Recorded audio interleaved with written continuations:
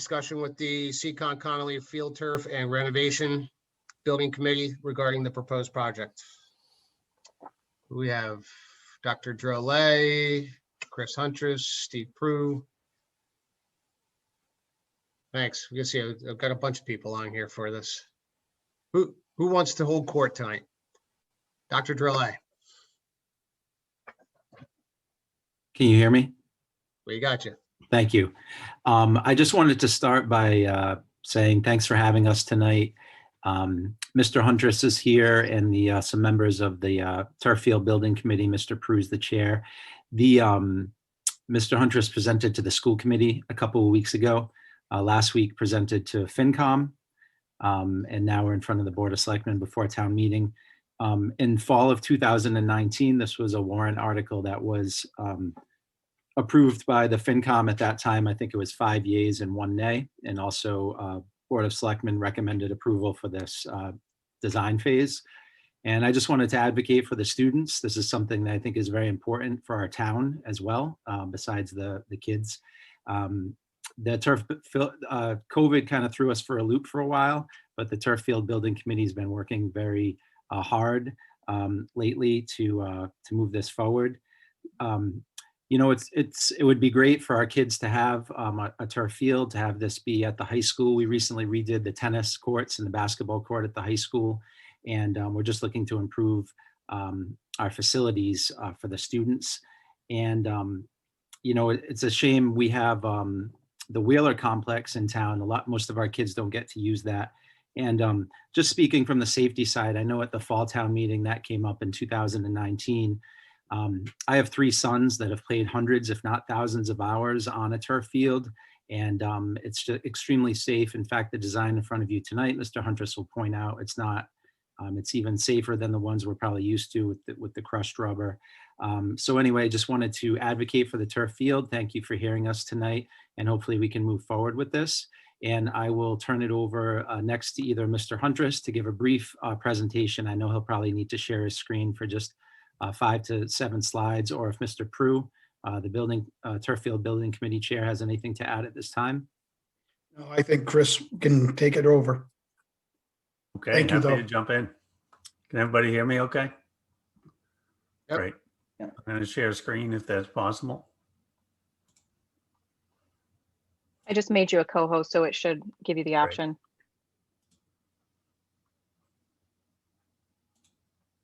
There we go. Can everybody see that okay? Yep. So I'm going to take you through a brief presentation of the overall scope. I'll stop once we get past kind of the first round, and then take any questions, and we can go into more detail if that's desired. This is similar, if not identical, presentation that the FinCom saw last week. My name is Chris Huntress. I'm with Huntress Sports. We're landscape architects, planners, and engineers out of Andover. And we've been working with your committee for some time. Most of the members, I believe, are present here tonight, or many of them, and certainly able to answer your questions. The initial scope of work for the track and field project included a review of your existing conditions, and the proposed improvements would include a new synthetic turf field, new 400-meter running track, field event improvements, entry and arrival upgrades, press box sound system, LED sports lighting, and improved drainage.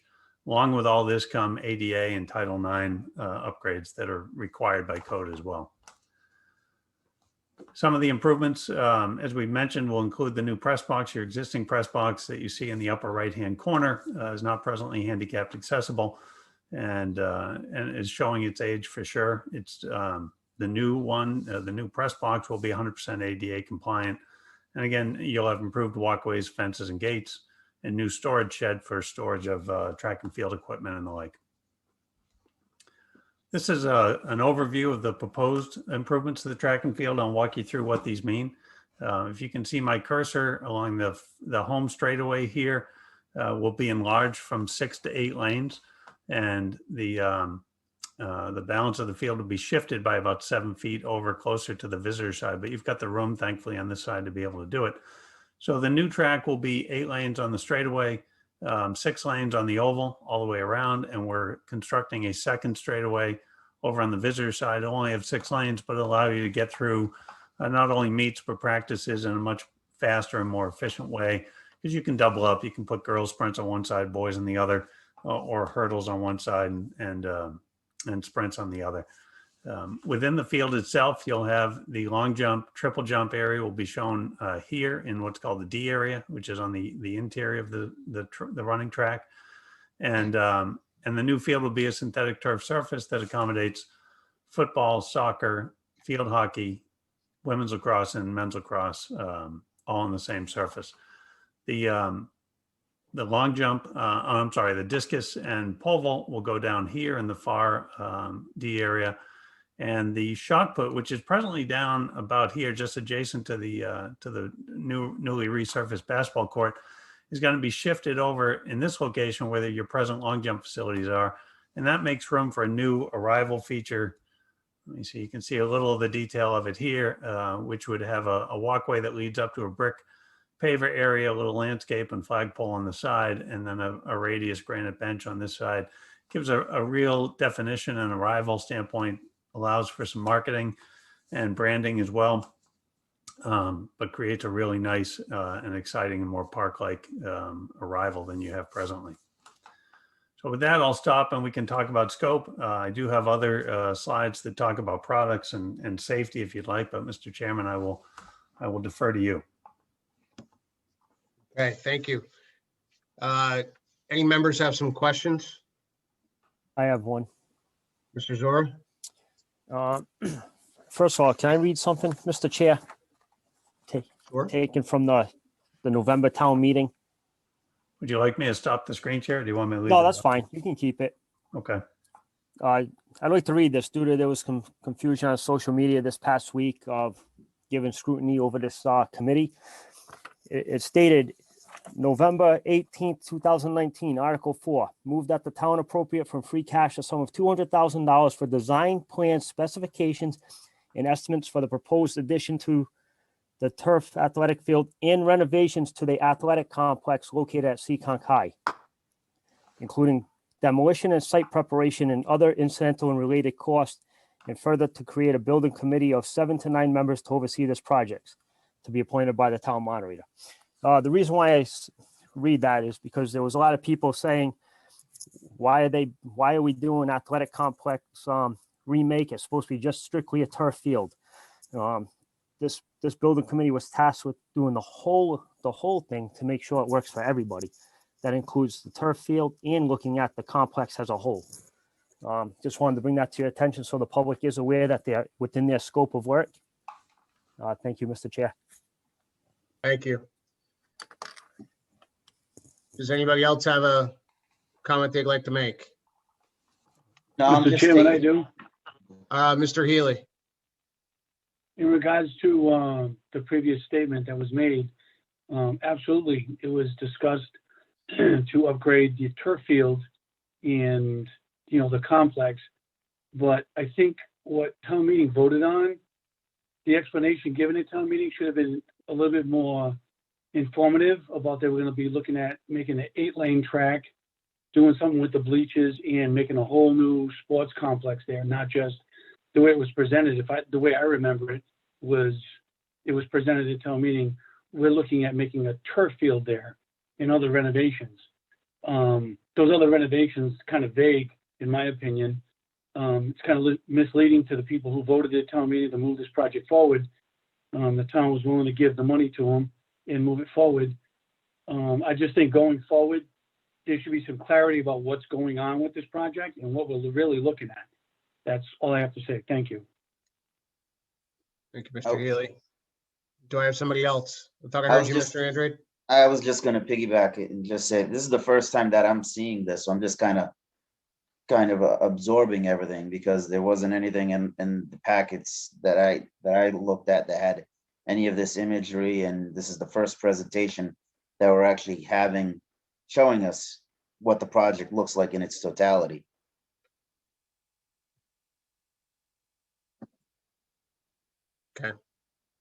Is that it? That's it. Mr. Petronio? So I did get the tag end of this presentation when I went from the veterans to the finance committee. So I did see this picture This will be the second time I'm looking at it. I'm also looking on the Seekonk school committee page. They have it on there too. But I mean, this is a lot of great work. I mean, as far as fields go, obviously this is top of the line. I understand I'm glad to see that it was thought of with the concept of a multi-use field because of, lacrosse especially doesn't really have good fields to use. And there's a lot of overlap currently in the town and field usage. One thing it occurred to me as I was looking through this is in scope of work, time becomes a question. How long will this actual field be down during renovations? Do we have an estimate on that? We do. This construction project of this size typically takes 3 to 4 months for construction. Depending on the time of year you start, it'll impact certain sports, but hopefully not many. Okay. And this obviously addresses a need for track and field as well as football and lacrosse. And it looks like Soccer. soccer and what are some of the other sports that this will You've address? got football, soccer, men's and women's lacrosse, and field hockey. All 5 sports would play on this field, That's the one I was missing, field hockey. and all compliant, fully compliant with the size requirements for each sport as well. Let me ask a question that Mr. Andrea did start to highlight, which is, so we went to 8 lanes. Is there what was the intent on that? Is that because there's certain benefit to having an 8-lane track as opposed to current configuration? It is. An 8-lane track allows you to move through in any track and field meet, but also in practices. The thing that takes the longest are the hurdle events because you're moving hurdles in and off. Adding 2 lanes helps you move through that much quicker. And adding a second straightaway on the far side helps you move more efficiently through those as well. So it helps not only from a training perspective, but it helps dramatically during a meet and helps you become a destination for larger meets should you want to entertain that as well. If I may, when we started the project, we met with coaches and the athletic department at the high school and asked them what their input was. What was it that they needed or would like to see in a project of this magnitude? And from Mr. Moran, the athletic director, one of the things that they were requesting was expanding that track. And if you remember being at the track, that 6th lane was about a foot from the fence itself. So as part of all our conversations, we were really looking at trying to make something that was multi-purpose that could be used by the whole community. But the number one priority for everything that we looked at was safety and expanding the track. There is more room. It fits the need from the request of Mr. Moran. And there is a safety component to that, being wider and less, more space between the fence and that lane. Okay, I appreciate that. Thank you. I had 2 other items that I wrote down, which was, so has the Parks and Rec director participated in this at all? Through you, Mr. Chair. Mr. Pruitt, do you know, did Mr. Posey work with you guys at all on this? No, he did not. I just, a project of this scope and size, when it comes to fields in the town, that's a concern of mine that the Parks and Rec director wasn't involved. The other thing is maintenance costs for this. So Chris? do you have an estimated yearly maintenance cost as well as the life of the fields? We do. Your maintenance costs for a synthetic turf field actually go down from what you maintain on a natural grass field because you've just eliminated all the annual mowings and water and irrigation. You also remove the need for line striping for different events because these are the lines will be permanently inserted into the turf itself, either stitched to the factory or inlaid in the field. So the annual cost for maintenance of a turf field that we recommend of this size and scale would be about $7,500 a year.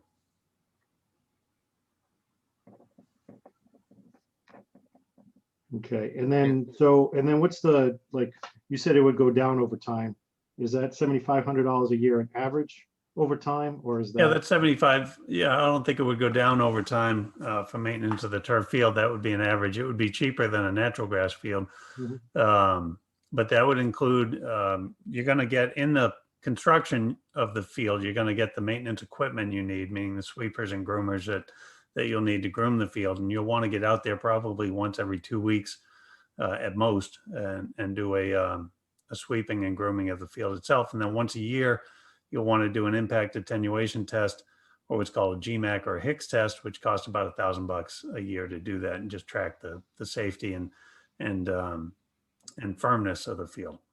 And would you, as part of this building cost and contract, would Hunter Sports be the ones responsible for this? Or could it be done by other parties? No, we don't do the third party independent testing. There are testing agencies that would do that. And we can certainly provide those recommendations, but I'll recommend two things. One is you don't have your architect do it. And B, you don't have your turf manufacturer do it. You really Right. need a third party independent source to do that. And there are several out there, Firefly Sports Testing, probably the closest and best for you guys, but there are several others as well. Okay. All right, so is in the 7,500 a year that you estimated in the beginning, did you include the GMAC test in that? Yes, that includes the GMAX test. All right. All right, and then the life. Can you speak to the life of the field and like replacement? And I what we can. look at for that? Yep, the field itself will have a 10-year warranty, and typically the fields that we replace, of this quality are in the range of 12 to 15 years at the time that you would need a replacement. From a safety perspective, there's a cross section of this, and I can maybe advance through a couple of these slides quickly. I don't want to take up too much of your time, but Sure. this is a cross section of the synthetic turf product.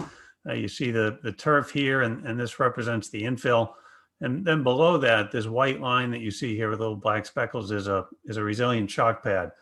That chalk pad has a 25-year warranty that will stay in place after your first turf removal. So you're really just replacing the carpet at that time. But that provides a measure of protection from concussion. It reduces the rate of concussion from head to field impact by up to 50%.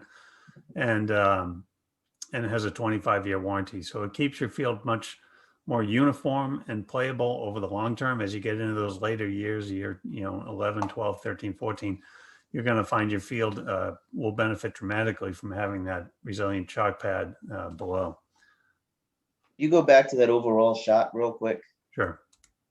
So I think that's one important item to note is when you look at the field and the comments that were just made about the 12 to 15 year warranty, 10 to 15 year warranty. It's a That's for the 10-year field. warranty and up to a 15-year lifespan. Yeah, that's for the field itself, right? That's Right. not, I mean, obviously the other components are the other components. So it all depends on how well we maintain them. I mean, you could get more life out of everything else. But the field, it's not like we'd be starting from scratch all over again. We just would be simply replacing the turf. You're really just more than half of your investment is in the subbase, the drainage, the shock pads, all those things that go into it. The carpet itself is a much smaller cost overall, and that's all that you would need to replace in say year 12 to 15, somewhere in that range. Yeah, even if we were putting in a regular grass field, it's a substrate work that would need to be a preponderance of the cost. So do you happen to have a program list of the various components that you're going to be addressing with the project? And did you have a third-party independent cost estimate prepared outlining what each individual section cost would be? I have. Let me see. This is a basic overview of the scope of work, which includes the new synthetic turf field, the 400-meter running track, field events, entry arrival areas, press box sound system, an upgrade from HID or metal halide lights to LED lights, and an improved drainage system. I do have, and I'm happy to share it with you, a cost estimate that we reviewed with the finance committee last time around. Here it is, which goes through the different costs associated with the project through general conditions, earthwork, site prep, 400-meter track and field, grandstand, press box, and then miscellaneous site construction, and breaks it down with an overall contingency, getting you to a number of $2.7 million. And we've Right. been doing this for 25 years. I feel like our cost estimating is, well, I know that it's taken from recent unit prices from projects of this very same scope and size, public construction projects in Massachusetts. So I feel good about this number. I don't believe the committee has had a third-party independent cost estimate created, but certainly Steve could answer that.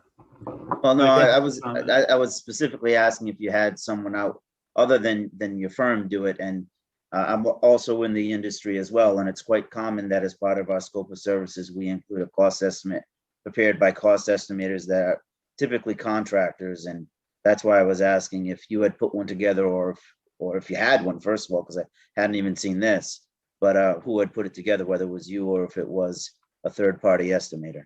This isn't done in-house. Okay, thank you. If I could just comment. Yeah, one second, Dr. Drill. I've had Sean, Mr. Kadim, his hand up here real quick, and I'm gonna come right to you after that. Thank you, Mr. Chairman. One of the questions I was going to have was just the on the infrastructure that Mr. Petronio had asked was the the maintenance portion and the carpet. So I know you said the chalk pads 25 years, the carpet needs to be replaced 12 to 15. Do you know what the rough estimate is for the replacement of that? Of what? Of which component? I'm sorry. Just the carpet. So the actual field itself, the turf. Yeah, the carpet itself is going to run, just for the cost of the carpet, is going to run about $375,000. Okay. But you've also got removal and disposal costs associated with that, and general conditions and other things. So we've told the committee they should budget about $450,000 for replacement. Okay. All right. And then just looking at it, I mean, the renderings look fabulous in terms of, the design, the blue and the logo and things of that nature. So when I'm looking at this slide here, the stands that are going to be replaced over on the left with a new press box, you have the stands over on the right. Are those going to be replaced as well? No, these stands, actually, this year visitor stands, these will be slid back, and I apologize if this is misleading, but your existing stands will stay here. You're getting a new press box and then an elevated walkway across the entire back. So We're working with the manufacturer of your existing grandstands now, which is Dan Clayton, and they're helping us detailing that elevated walkway across the back. Yeah. And then the lighting on the fields, are they being replaced, or are they adequate? The light poles are going to stay in place and the foundations are going to stay in place, but the fixtures up at the top. So right now you've got these 10 fixtures on each pole, which are metal halide. When you go to LED, they're actually much brighter, but much better at spill and glare control. So you're going to go from 10 fixtures to 5, and your energy consumption cost is going to drop by about 40% over where you are now. But the poles will stay and your foundations will stay. Okay, great. Thank you. I appreciate that. No problem. For Dr. Drill, I'm sorry. For accessibility, since you mentioned the causeway at the top and the press box, is that via a lift, a vertical lift? How is that being achieved? It is by a vertical lift. Yeah, you can go up to 14 feet vertically, which I don't believe you're over 12 feet at the back. So there will be a vertical lift that will be located right at the end of this walkway here, adjacent to the existing building over in this area. Really quick on the Hold on, 450. Yeah. Hang on, Mr. Petronio. I got Dr. Drille up next up here. Thanks. Yeah, sorry, I was muted for a while. I was trying to preempt some of the questions. So a couple other things. I know someone had mentioned top of the line. Really, it could have gone over well over $4 million. I think the building committee was cognizant of keeping it not too costly. If we had gotten new bleachers, new concession stand or bathrooms, new lighting poles. So I think they were cognizant of keeping it, certainly under $3 million. They mentioned just replacing the LED lighting, the top bleacher, which would be widely used on the home side. In terms of maintenance, I'm going to have Mr. Roy put together for Springtown meeting. We would save, he mentioned just like $7,500 a year. The school department would maintain and take care of the field in full. And our team can do that. We would save money with the new field. We'd save on electricity, water and irrigation, labor, cutting the lawn, materials. So I'm going to put together what we could save there. Also, the field could be basically used year round. Maybe if there was a lot of snow, not be able to use January and February, but a winter like this past one, the town I live in, for example, it was used year round. The other thing is we'd be willing to enter discussions to figure out ways where, whether it's through our athletic revolving account or some way for the school department to try to contribute on an annual basis, so that 10 to 15 years from now, when just that $450,000 turf would need to be replaced, perhaps we could have, whether it's from renting it out more and also our savings, or some type of athletic revolving where we could try to, not have it be a big ticket number 10 to 15 years from now. Thank you. If I may. Thank you. Can someone speak to it real quick? Because it was mentioned, I had the opportunity to listen to this at the finance committee meeting as well. And it was brought up about, just addressing the turf field versus coming back later, addressing the track. And somebody talked a little bit about the current condition of the track, and, why address this now versus potentially later, and as to how this all works together. I think that's a no-brainer. I mean, because you've got to dig everything up in order to do the sub base in and around that. So that. Yeah, Mr. Andre, let's let, either Mr. Huntress or somebody from the committee talk about, because there was some conversation that was already had that they mentioned, and I think it's for the public's information as well. So I'd be happy to jump in on that. So Mr. Andrade is right. There is a lot of value in doing this all together, but really the main reason, as we started our work with your committee, we went out to evaluate the existing condition of your track and field. It's approaching 20 years old now. What happens to a track? A track has a base of asphalt. Asphalt loses its oils and moisture over time.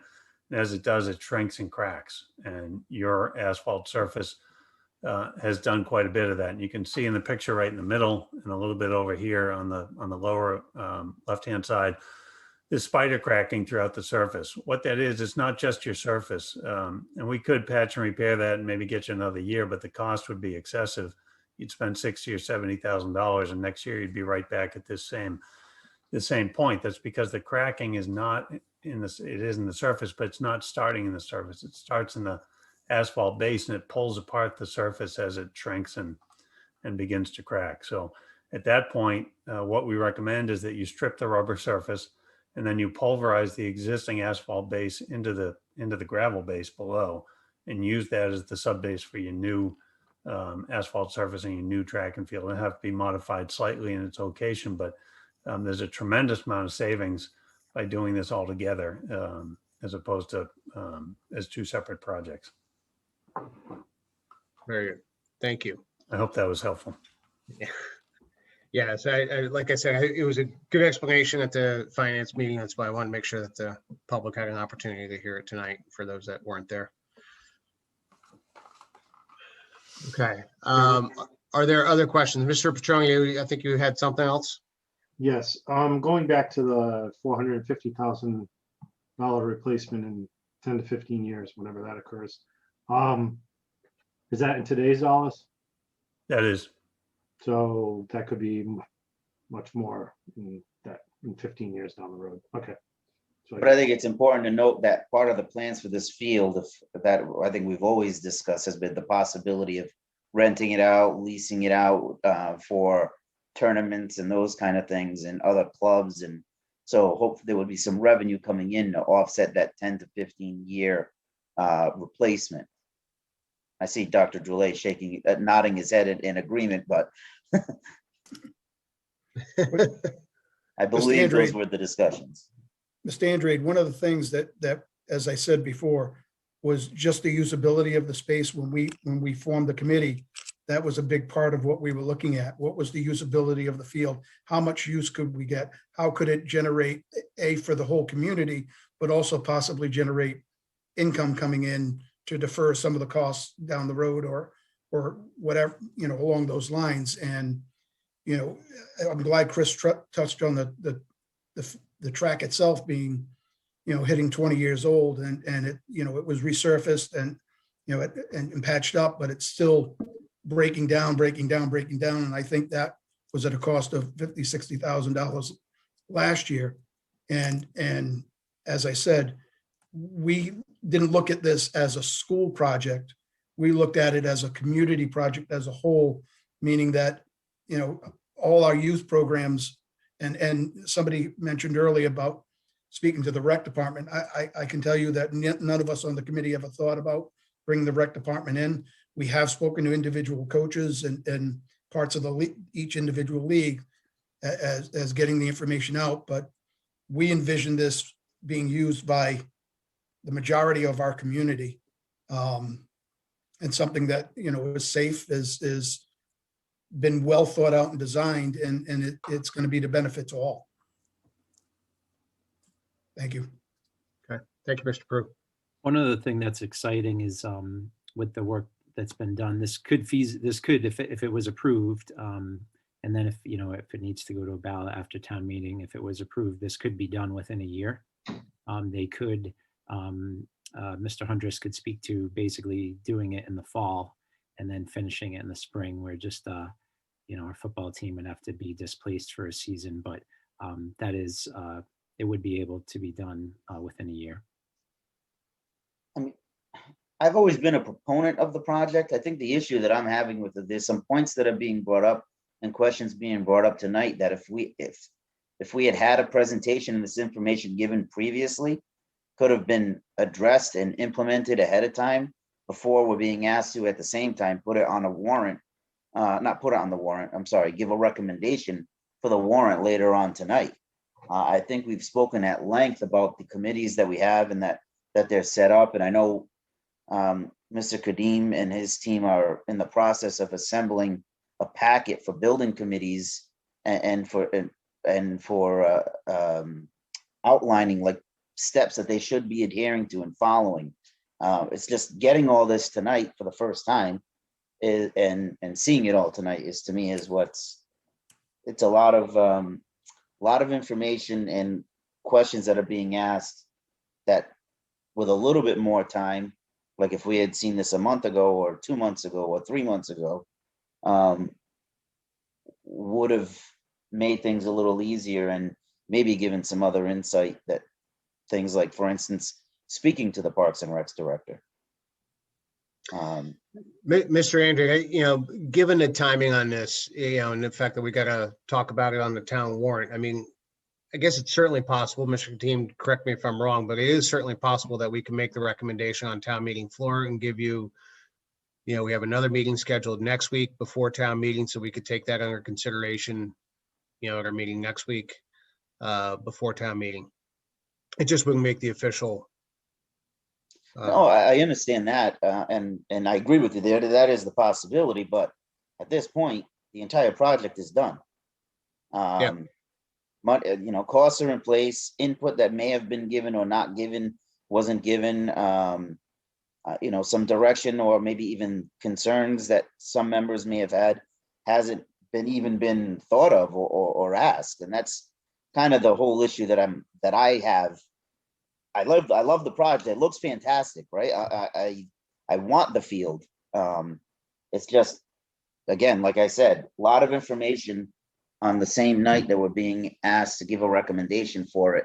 And it's just a little, again, like we've said in the past, not for this committee, for other committees, disheartening that, input isn't there, and questions and having presentations made so that everybody's informed, everybody can see what's going on before they are being asked to make decisions on it.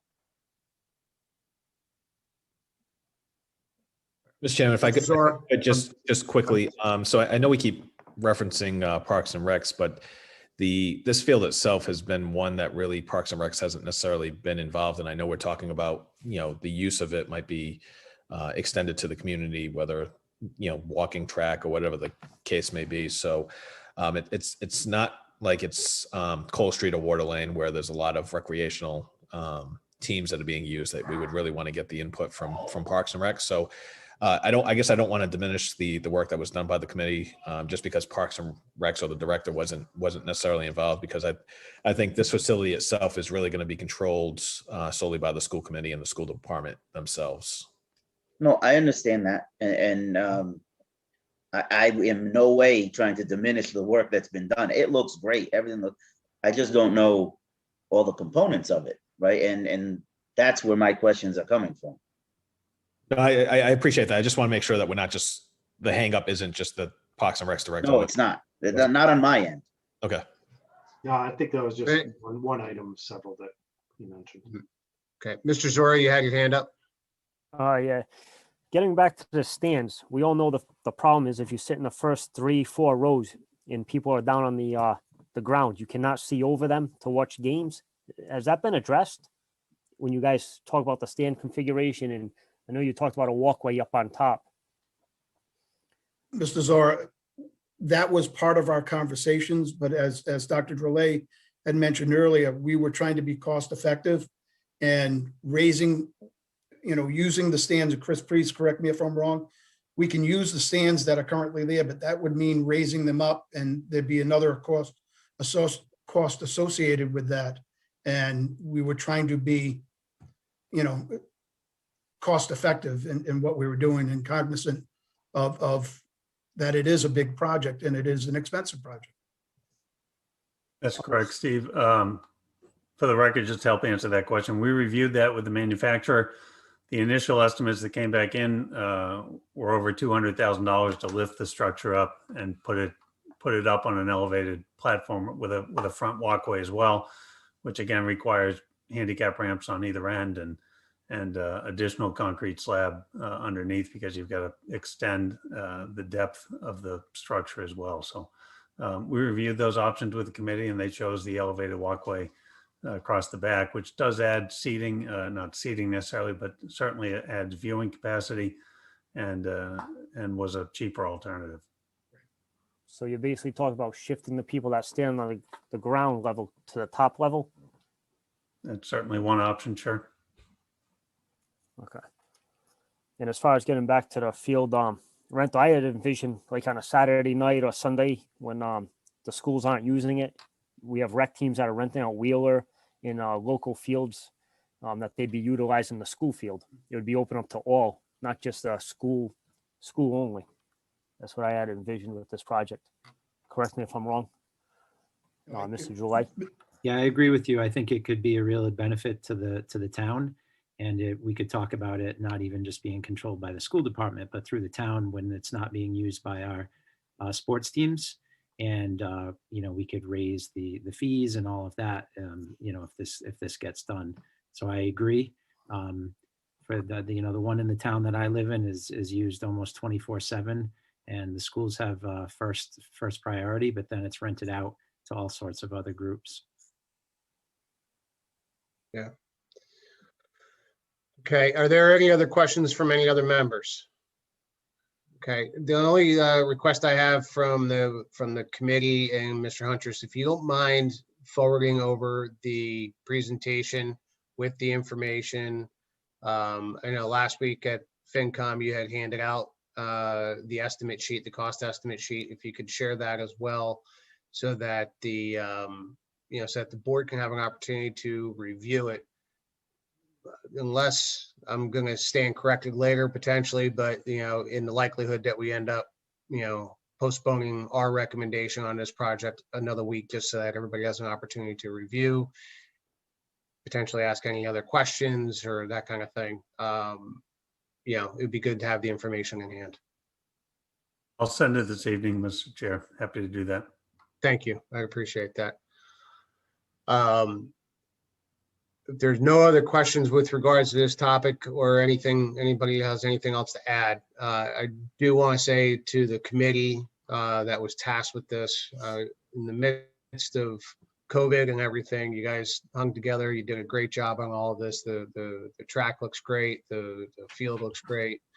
Obviously there's, questions and potential questions and considerations that need to go forward, but by all means, it doesn't slight the hard work that you guys all put in and the commitment towards it. So, thank you for being willing to step forward and, onto this committee and put the time and the effort and, work with Huntress as well. Appreciate, the work that they put in with you guys. But thank you. It's not, doesn't go overlooked the time that you guys have all committed throughout the last, call it year and a half, almost 2 years, and dealing with COVID and all that kind of stuff, trying to get this done. So appreciate it. Mr. Chair, if I could, I echo, what you just said, please, I echo your sentiments or your words, because I don't want the questions that I'm asking to be perceived as a question as to how hard work was put in. The end product, everything seems to look really good. My main concern is I don't have information, aside from the slides that we've seen. So after looking at it, my questions may not exist anymore. But at this point, that's my only issue and the only thing that I'm bringing to light. Yeah, and if I could just say too, I'm not sure how people are aware, our high school football team doesn't even practice on the high school field. They practice on the side field so that the field can stay in decent shape so that they can play their games there. Our soccer teams typically travel the 10-minute bus ride or drive them to Cole Street fields to play. We've recently added unified track and field. We also are adding lacrosse this year. They're also going to be playing off-site. So we really, most of our teams actually, or less than half, actually play at the high school due to the poor shape of the field that it's in. And I just wasn't aware. I wasn't sure if people were aware of that. I went to a soccer game last week that was there, and it was kind of disheartening. The ball bouncing around with the divots and the hard surface with kids taking falls and things like that too. So definitely, some people might consider it a nice to have or more of a want than a need, but I do think it would be a real benefit to the town, and it is needed. Yeah. Mr. Huntress, just one last question. If you say it's 3 to 4 months construction, when approved, if approved? Yes, sir. Okay, so you probably first time you could put shovel in the ground would be, call it July, August? We've looked at those schedules with the owner, or with the committee. That would be the earliest. And it may be beneficial to you financially to wait until September, because you're going to be in the middle of the summer construction season. If you try and put it out to bid and with a start for July or August. So Gotcha. that may impact part of your fall schedule, but that's a decision that the town will have to make. Very good. Okay, thank you. All right, if nobody else has anything, again, thank you to the committee and thank you to you, Mr. Huntress, as well. My pleasure. Appreciate it. Have a good evening. Thank you. Thank you all.